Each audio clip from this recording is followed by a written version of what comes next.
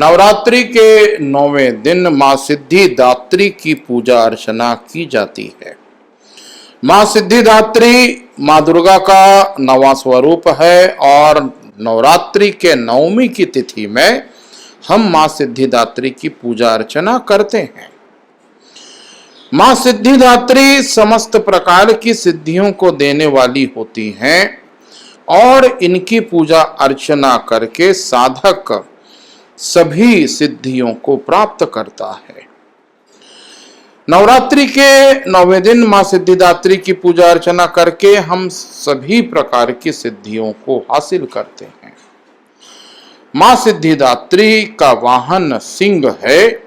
ये भगवान शिव जी की पत्नी है।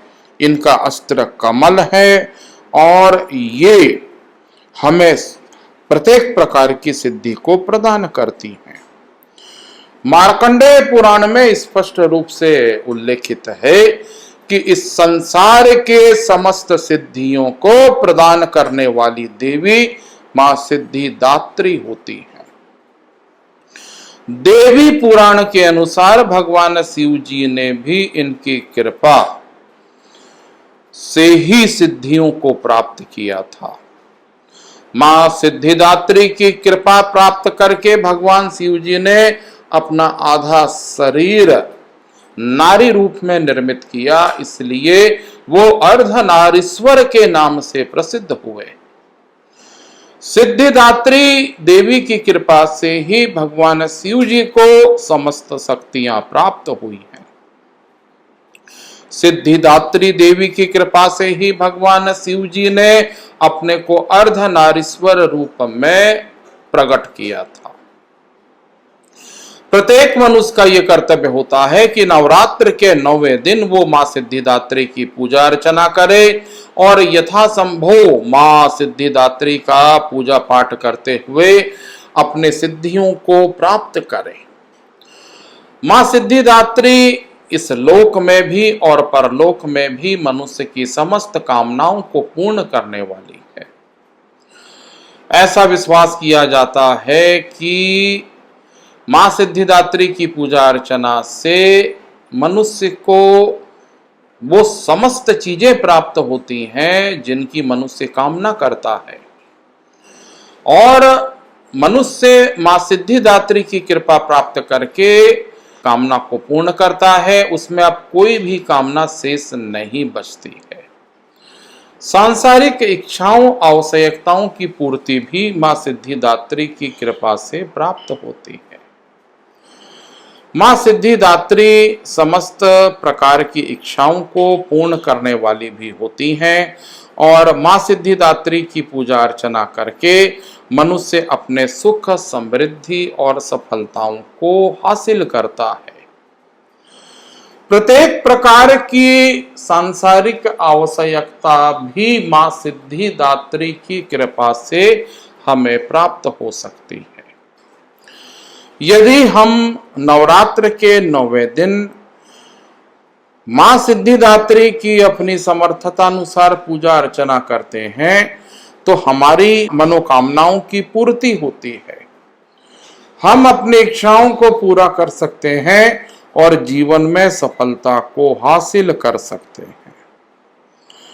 मां सिद्धिदात्री जैसा कि इनका स्वरूप है, इनके स्वरूप को देख करके ऐसा प्रतीत होता है कि मां सिद्धिदात्री अपने भक्तों की कामनाओं को पूर्ण करने वाली है।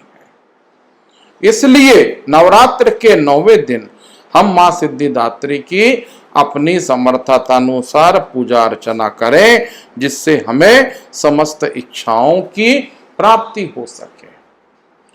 मां सिद्धिदात्री की पूजा अर्चना के लिए जिस मंत्र का उपयोग किया जाता है या जिस मंत्र का प्रयोग किया जाता है वह मंत्र मैं अपने दर्शकों को बतलाना चाहूंगा। या देवी सर्वभूतेषु सिद्धिदात्री रूपेण संस्थिता नमस्तस्यै नमस्तस्यै नमस्तस्यै नमो नमः। या देवी सर्वभूतेषु सिद्धिदात्री रूपेण संस्थिता नमस्तस्यै नमस्तस्यै नमस्तस्यै नमो नमः। इसी मंत्र को बार बार बोला जाए और इस मंत्र को 108 बार जाप किया जाए। 108 बार इस मंत्र का जाप करने से मां सिद्धिदात्री प्रसन्न होती है और भक्तों की मनोकामनाओं को पूर्ण करती है। इस मंत्र का भावार्थ होता है, हे मां सिद्धिदात्री, आप अपने स्वरूप से हमें हमारा कल्याण कीजिए। हम आपको बारंबार प्रणाम करते हैं। हे मां सिद्धिदात्री, आप सर्वत्र विराजमान हैं और आप सिद्धिदात्री के रूप में प्रसिद्ध हैं। हे मां अम्बे, आपको मेरा बारंबार प्रणाम है। मैं आपको बारंबार प्रणाम करता हूं। हे मां, मुझे आप अपनी कृपा का पात्र बनाओ। यानी मां सिद्धिदात्री, हमारा आपको बारंबार प्रणाम है। हे मां सिद्धिदात्री, आप इस रूप में सर्वत्र विराजमान हैं। मां अम्बे, मैं आपको बारंबार प्रणाम करता हूं। आप मुझ पर कृपा कीजिए और अपनी कृपा मुझ पर बरसाइए। इस मंत्र का पाठ प्रत्येक साधक को नवरात्र के 9वें दिन करना चाहिए और मां सिद्धिदात्री की उपासना करनी चाहिए।